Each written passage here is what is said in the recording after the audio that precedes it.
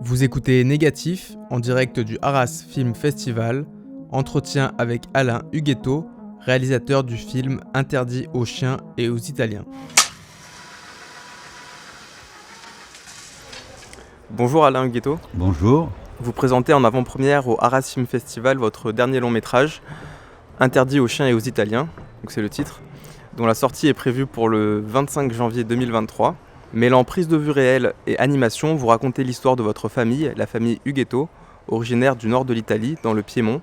Vos grands-parents, Luigi Huguetto et Cesira Caretti, nés à la fin du 19e siècle, ont traversé les Alpes pour fuir la misère et construire une nouvelle vie pour eux et leurs enfants. Et nous suivons cette installation, intégration, cette expérience d'exil et de migration dans une première moitié du XXe siècle tourmenté. Alors une première question, Alain Huguetto, l'histoire familiale est souvent un sujet très intime. Qu'est-ce qui, pour vous, la rend universelle, cette histoire familiale, au point d'avoir souhaité la raconter dans un film de cinéma ? Alors, ce qui la rend universelle, c'est qu'en fait, la première chose que je raconte, c'est je dis je. Et tout de suite, dans les 5 minutes qui suivent, c'est nous, en fait. On parle de nous, parce que je raconte une famille qui a migré, mais c'est au milieu de centaines d'autres, quoi. Et donc, forcément, en racontant l'histoire d'une famille, on raconte l'histoire de toutes les familles qui ont migré, qui ont vécu cette époque-là, quoi. Qui sont partis, ils ont voulu fuir la misère, qui cherchaient un autre pays, quelqu'un qui les accueille et qui leur donne à manger, quoi. Et c'est de tout temps, ça. Donc vous avez toujours eu conscience que votre histoire familiale avait une vraie portée universelle ? Oh non, Non, j'ai pas cette prétention. Non, c'est mon histoire, mais après, c'est comment on la raconte, en fait. Il faut la raconter d'une manière assez sincère, honnête. Après, on s'ouvre forcément aux autres, quoi. Et justement, pour construire ce récit, vous avez sûrement dû réaliser un travail d'enquête assez méticuleux sur votre propre famille. Oui. Comment est-ce que vous avez reconstitué cette histoire ? J'ai essayé de retrouver ce qu'on appelle la mémoire intime, en fait, ce que j'appelle la mémoire intime. C'est-à-dire qu'on se rappelle de notre père, de notre mère, on se rappelle du grand-père, de la grand-mère, un peu des deux, quoi. Mais après, au-delà, c'est le vide, c'est la grande histoire qui commence. Et donc, cette mémoire intime, je suis allé chercher des témoignages des cousins, des cousines, des frères et des sœurs. Alors, je leur ai demandé qu'est-ce qui vous reste de Luigi, etc. Quel souvenir vous avez de ça, quoi. Parce que vous ne l'avez pas connu, votre J'avais votre 12 ans quand elle est morte, donc j'ai eu connu ce que la famille racontait, mais après, j'avais besoin que les autres me confortent dans cette idée où ils vont faire du vélo pour faire de l'éclairage. Enfin. Et donc toute la dernière partie du film est faite sur ces témoignages intimes. Et la première partie, elle est faite avec un homme qui s'appelle Nuto Revelli, qui est un sociologue qui a enregistré des paysans et des paysannes de l'âge de ma grand-mère et de mon grand-père, et qui vivaient au même endroit en Italie. Et donc il témoigne de la guerre, de la misère, de ce qu'ils vivaient, quoi. Et ça, là, c'était très très fort, hein. Je trouvais que là, ça devenait... Voilà, ça s'est construit comme ça, en fait. Tout a commencé ici, en Italie, à l'ombre du mont Viso. Antonio, imbécile. C'est dans une de ces maisons que mon grand-père et ma grand-mère ont habité. Chaque hiver avant la neige, c'était la moitié de la population qui allait en France. Ramoneurs, chiffonniers, les Italiens, ils étaient bons à tout. Écoute ce qui est écrit dans ce journal français. Ce qui caractérise l'ouvrier italien, c'est qu'il n'y a pas chez ces ouvriers de dignité personnelle. Ils endurent tout. Donc vous êtes parti aussi d'une matière historique qui n'était pas seulement celle de votre famille, mais celle d'une population plus générale. Oui. Parce qu'à l'époque, il n'y avait pas Internet, il n'y avait rien. C'était un peu... ils se déplaçaient à pied avec des chemins qui étaient tracés par les monteurs d'ours. Et donc ils suivaient, il y en a un aîné qui partait au village, il disait il y a besoin de 3, et hop, et le 3 il partait, où on a du mal à imaginer ce que ça devait être à cette époque-là, quoi. Combien de temps ça vous a pris ce travail d'enquête ? Le travail d'enquête, il a dû prendre 2 ou 3 ans quand même, hein. Ouais. Et pour le recueillir auprès de votre famille, ça a été des témoignages ? Est-ce que vous avez aussi eu accès à des archives écrites, des photos d'autres documents ? Photos, oui, une ou deux photos, mais assez peu en fait, et pas du grand-père en fait. Les photos c'était déjà mon père, mais ça va pas plus loin que mon père, quoi. Après le grand-père, il y a une seule photo de lui, il me paraissait pas cool. Donc ça vous a laissé la possibilité de faire travailler votre imagination aussi Oui, complètement. sur la première partie du film qui raconte les premières années Oui, de la puis, vie de... puis tout en fait. J'imaginais le grand-père, comment dire, c'est un grand-père rêvé quoi. Et donc je le voyais bien, le roi de la pioche, il s'en sert comme d'un piolet, ou il s'en sert, ouais, c'est le roi de la pioche quoi. Mais bon, c'est à la fois un survivant, c'est à la fois il survit à 3 guerres. Voilà, il est amoureux des enfants, il aime les enfants. Voilà, on l'a construit comme ça, c'est un personnage qu'on a construit comme ça. Parce que je le connaissais pas et j'avais envie de lui rendre hommage aussi. Puisque je suis là, c'est un peu grâce à lui aussi. Quoi. Vous êtes aussi allé filmer à Huguetera, le village de vos grands-parents. Oui, ça c'était tellement surprenant. Mon père qui racontait ça, j'ai dit, mais mon père le racontait dans les repas de famille, il racontait cette histoire. Et du coup, je me dis, mais j'y suis allé et effectivement, ça existe. Quoi. Il y a un cimetière entier, il n'y a que des Huguettos. Je dis, wow. Et c'était étonnant. Quoi. Voilà, et puis après, il faut creuser. Qu'est-ce qui s'est passé? Pourquoi c'est comme ça? Et vous avez retrouvé la maison où habitaient vos... Oui, je pense que oui. Mais bon, c'est encore une fois ces témoignages qui nous amènent. C'est probablement celle-là. Mais ça, c'est sûrement celle-là. C'est un peu l'Italie aussi qui aime bien revenir sur les traces comme ça. Là. Il y a une forme un peu légendaire dans votre film. Oui. Donc on est entre l'histoire vraie, le conte et la légende un peu. Oui, c'est ça, oui. Il y a une légende aussi, une légende. Parce qu'on se demande pourquoi ils se sont appelés tous Huguetto. Quel intérêt. D'autant plus qu'il n'y avait pas de... Au début, je pensais qu'il y avait de la consanguinité, alors que c'est pas le cas, parce qu'il y avait Huguetto Fortin, Huguetto... Et donc ils savaient d'où ils arrivaient, quoi. Donc je sais pas, alors c'est encore une interrogation, mais bon, je ferai pas un retour. Hein. Votre film a une forme assez surprenante en 2022 puisqu'il n'utilise pas Blender et autres moteurs d'image de synthèse utilisés par Pixar ou DreamWorks, mais une technique d'animation en volume. Est-ce que vous pouvez nous en dire plus sur ce qui vous a amené à ce choix? Le grand-père, il fabriquait ses outils. Et les râteaux, les pelles et tout, je les ai vus fabriquer par mon grand-père. Enfin, j'ai vu ces outils qu'il a fabriqués. Mon père, c'est un bricoleur qui bricolait tout en fait. Un tambour de machine à laver, ça donnait un filtre à sable pour sa piscine. Enfin, tout, il bricolait tout. Et moi, c'était normal que moi, à mon tour, je bricole un film avec plein de petites mains. Hein, quand même. Beaucoup de petites mains. On a essayé de faire un film pour rendre hommage à ces mains au travail. Quoi. Et d'ailleurs, vous apparaissez dans le film à travers votre main. Oui. Votre main, elle va apparaître dans les décors, elle va en sortir, elle va amener des personnages, des objets. Oui, tout à fait. Mais la main, c'est on dit par exemple maintenant, mais c'est maintenant. Donc la main, elle est un peu partout, tout le temps. En fait, on dit maintenir quelque chose, c'est maintenir. Et donc la main, elle est partout. Mais bon, apprendre, c'est beaucoup intellectualisé, je crois. Vos outils de création sont finalement juste de la pâte à modeler, du carton, des légumes, de la farine, du sucre. Qu'est-ce qui vous a donné l'idée de transformer les brocolis en arbres et le sucre en briques? Je cherchais sûrement comment on peut raconter une histoire sans avoir... comment on peut raconter cette histoire-là, quoi, en sachant qu'en fait, eux, ils ont disparu. Il n'y a plus de traces.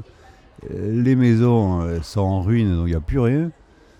Et donc il ne me restait plus que ce qui faisait leur quotidien, quoi, le charbon de bois, des brocolis, des châtaignes, du sucre. Qu'est-ce que vous avez trouvé en fait à Huguetera là-bas? Le charbon de bois, oui. Le brocoli, donc il était un peu vieilli.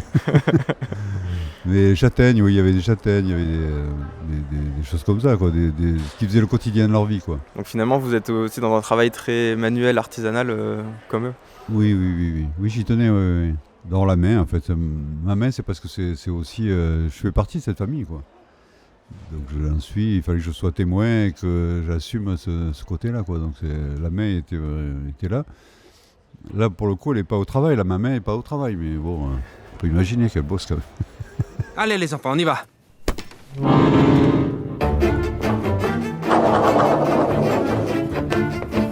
Un peu à droite. On ne joue pas avec la nourriture. Il fascisme.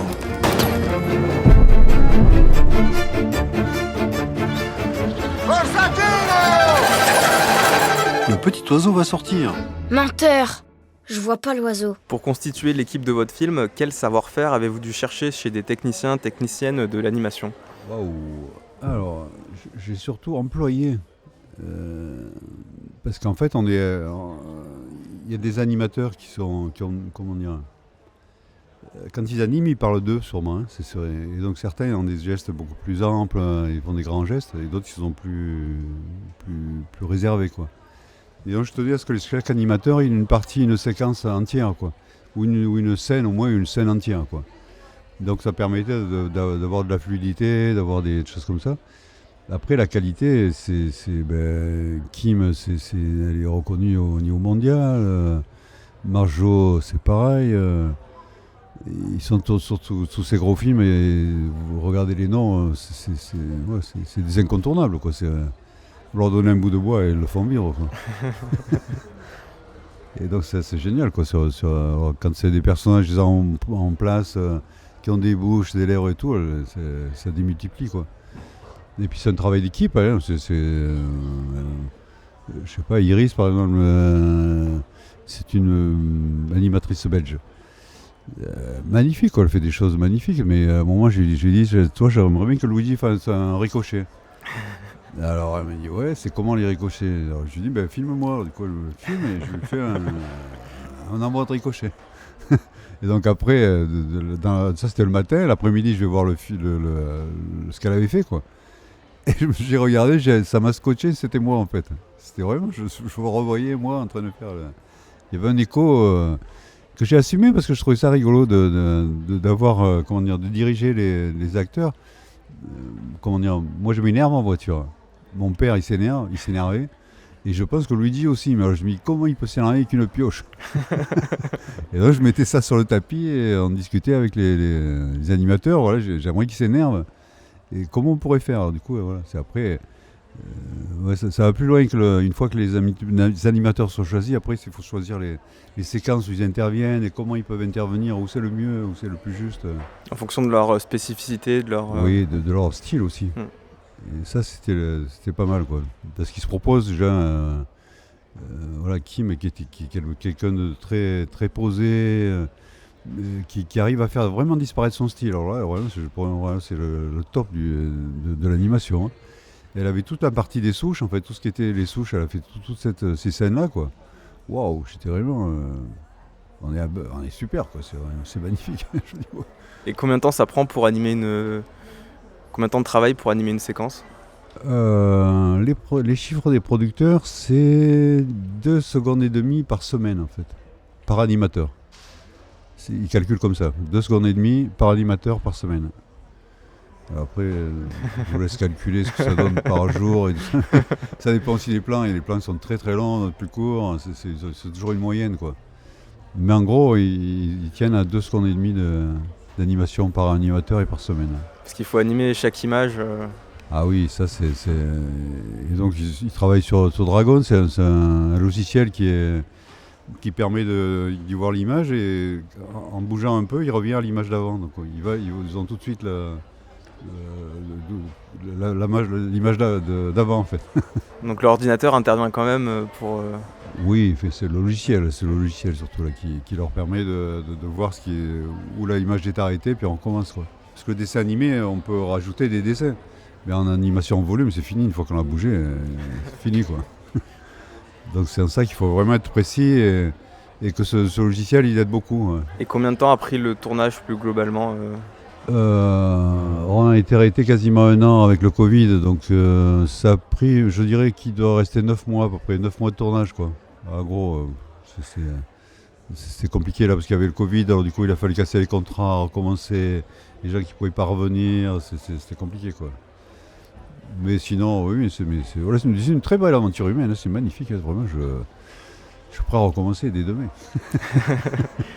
Dans le processus de création, est-ce que le montage pour un film d'animation comme ça, enfin principalement un film d'animation, quelle place est-ce qu'il a dans le fait de densifier, d'épurer, de peut-être donner du rythme? Oui. Alors là, le montage, c'est plus... comment dire? Quand on travaille sur des storyboards, le montage est limité à pas mal de choses, hein. En plus, là, dans l'animation, il n'y a pas de grosses poignées, quoi. il doit y avoir 10 images avant, 10 images après, quoi. Donc, il y a pas beaucoup...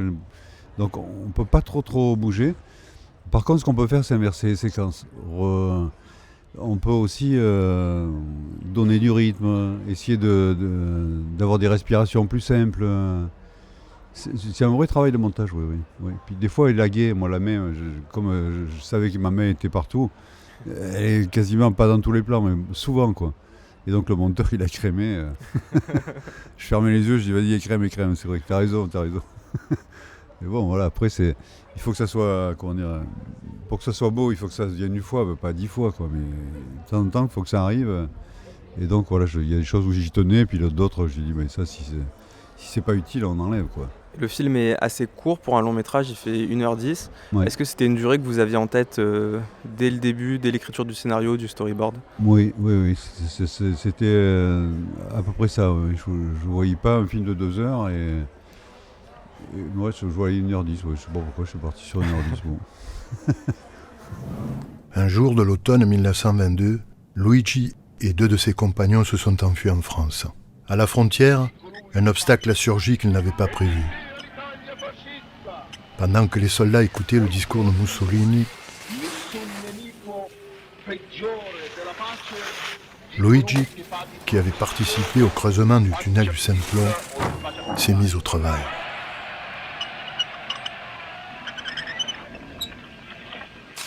Vi è un'altra questione. Giuridica è pienamente giustificata. Bisogna riconoscerlo. Quanto più presto, tanto meglio. Nello stesso tempo, finché dura la conferenza della verità.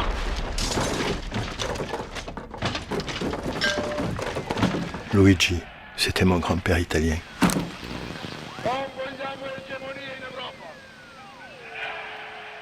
L'histoire de votre famille est marquée par la pauvreté, la maladie, la mort, les déplacements forcés, la guerre, le fascisme, encore la guerre. N'est-ce pas un film trop triste pour un public d'enfants? Non, je pense que c'est comment on raconte comment on raconte en fait. C'est pas bon, il y a pas de. Les enfants ils sont pas dupes, hein, ils savent que les gens ils vivent, ils meurent, ils voient un oiseau, ils ont envie de l'aider, mais s'ils meurent, ils sont par terre, quoi. C'est la vie, la mort, c'est la vie, quoi. Hein. C'est un peu la vie. Alors, moi, j'ai essayé de raconter avec mes références italiennes, avec la comédie italienne où ils arrivent à raconter des histoires abominables, mais en riant, quoi. On regarde Affreux, sales et méchants, c'est abominable, mais on rigole tout le long, quoi. Et donc, j'ai essayé moi aussi de me dire, bon, ouais, t'as une partie italienne, assume-la, quoi, et sois pas plombant, surtout. Ouais. C'est pas la peine de... Bon, tout le monde sait que on vit, on meurt, on va pas faire une fixation là-dessus, quoi.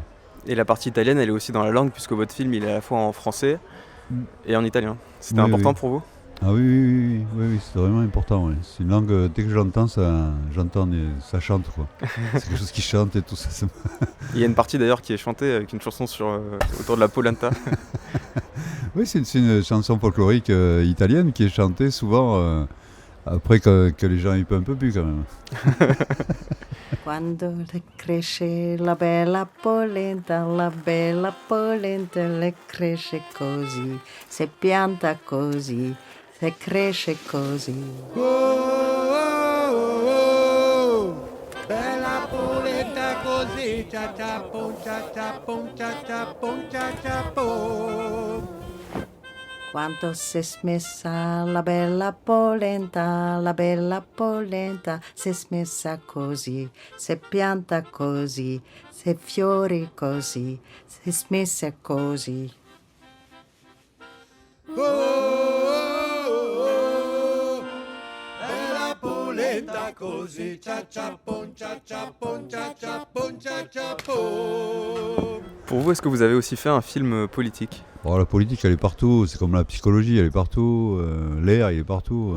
Non, moi, je voulais témoigner. J'ai pas d'idée. C'était mieux avec. Enfin, je voulais témoigner. Voilà, c'est tout. Faire un point à partir d'aujourd'hui, faire un point en arrière, en disant est-ce qu'on peut voir devant, quoi. Voilà, ou entrevoir un peu devant. Alors voilà, souvent l'histoire se répète de différentes manières, mais je voulais juste témoigner. Voilà, mon truc, c'était témoigner, pas pas moraliser ou dire il faut faire, il faut pas. Voilà ce qui s'est passé. Voilà, c'est pour se raconter avec humour, mais je ne voulais pas qualifier. Voilà, Et vous parlez aussi d'un monde paysan, d'un monde populaire, des histoires qu'on raconte pas forcément au cinéma d'habitude. Ah ben là, c'est une histoire de gens qui, sans se cacher, sont complètement invisibles, quoi. Personne puis même moi, dans mon enfance, ça a été toujours ne fais pas remarquer, reste invisible, quoi. C'est comme l'immigrant, disparaît dans un coin, si jamais on te voit, ils te mettent dehors. Donc toute mon enfance, ça a été ça, ne te fais pas remarquer. Oui, et donc ça me paraissait très important de montrer ce monde populaire, en fait, dont je suis issu et qui m'a... Voilà, j'ai vécu dans des bungalows et tout ça, mais bon, c'était sympa. Moi, j'ai un copain qui était en Afrique, il m'a dit, mais moi, j'étais les pieds nus dans les rues d'Alger, mais je m'éclatais comme un fou, quoi. Quand on est minot, on n'a pas... la misère, tout ça, voilà, une fois qu'on mange, qu'on est en bonne santé, il n'y a pas de... C'est pas une réponse, mais bon, enfin... Bon. Non, c'est intéressant. C'est l'enfance, l'important c'est l'enfance, en fait. C'est là qu'on est fabriqué, qu'on est cabossé ou pas, ou qu'on a... on a un maximum de choses dans l'enfance. Après, en grandissant, ben, on essaie d'être fidèle à ça. Voilà. Je fais la philosophie. Et vous racontez aussi une histoire d'immigration. Aujourd'hui, ce sont des migrants venus d'Afrique qui traversent les Alpes, qui arrivent depuis l'Italie à Briançon ou ailleurs pour chercher une vie meilleure en France. Donc votre film, il peut aussi être lu de cette façon-là. Ah oui, mais là, j'avais un coproducteur espagnol, il m'a dit c'est la même chose en Espagne, par Mussolini qui est franco, mais au Portugal c'est pareil, Salazar, à part de... C'est souvent la misère, mais de ceux qui arrivent d'Afrique aussi, c'est la misère qui fait partir, quoi. Et donc voilà, on va chercher au moins un endroit où nos enfants vont vivre mieux que nous, quoi. Voilà, maintenant, une société, c'est plus compliqué, mais... Et un peu l'idée, c'est ça, quoi, que les migrants, ils vont chercher un endroit où ils peuvent un peu manger, où leurs enfants vont pouvoir grandir en étant à vivre mieux qu'eux, quoi. Pas se dire, qu'est-ce qu'on va bouffer ce soir Donc vous intervenez à plusieurs reprises dans le film. Est-ce que ça a été dur de trouver votre place au montage en tant que narrateur? Non, moi j'étais la variable d'ajustement, là. J'avais enregistré les voix d'Ariane, j'avais Gérard Mélan de faire une voix aussi. Et au cours du tournage, des fois je me disais, mon commentaire ne correspond pas très très bien. Alors il y avait un peu la voix de Gérard et puis un peu la mienne. Je rajoutais des choses ou des éléments, on comprend mieux ou là on comprend pas. Ils ont rajouté des éléments dans ça. Et à la fin, quand on a fait une réunion de production, les producteurs m'ont dit mais Gérard, il est très bien, c'est un bon acteur, il n'y a pas de souci là-dessus. Mais quand même, ce serait plus cohérent que ce soit toi qui raconte cette histoire, c'est ton histoire, ce serait mieux que ce soit toi qui le fasse, même si tu as des hésitations ou que tu n'as pas une tessiture de voix fantastique. C'est plus sincère, c'est plus honnête et plus juste que ce soit toi qui le fasses. Donc je l'ai fait. Quel a été pour vous le plus grand défi sur ce film ? Le plus grand défi, aller au bout.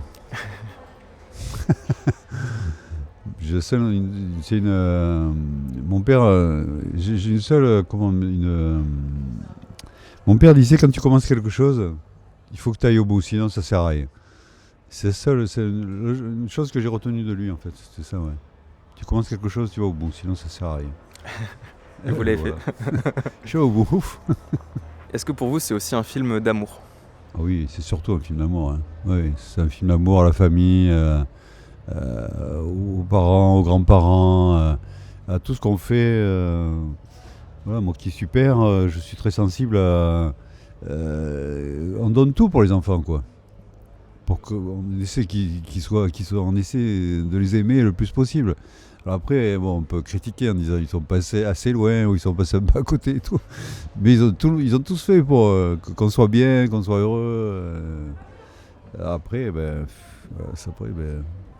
ça marche pas, on ne sait rien, quoi. Donc c'est aussi un film à voir en famille Oui, je pense, oui. C'est un film de famille et à voir en famille, bien sûr. Oui. Les grands, les petits, il n'y a pas de... Il n'y a pas de violence, il n'y a pas de... Non, même c'est rigolo, il y a des choses... Puis chacun y voit un peu... l'histoire est en place, mais après on peut y voir soi-même quelque chose, quoi. C'est tout public. Eh bien merci Alain Huguetto. Votre film sort le 25 janvier 2023 dans tous les bons cinémas. Oui, tout à fait. Il s'appelle Interdit aux Italiens et aux chiens, mais il est autorisé également pour les Italiens et pour les chiens, peut-être si les cinémas autorisent. Je sais pas s'ils autorisent les chiens, mais... Déjà dans l'insulte, je me demande pourquoi les chiens d'ailleurs. Merci à vous. Merci. Bonne journée.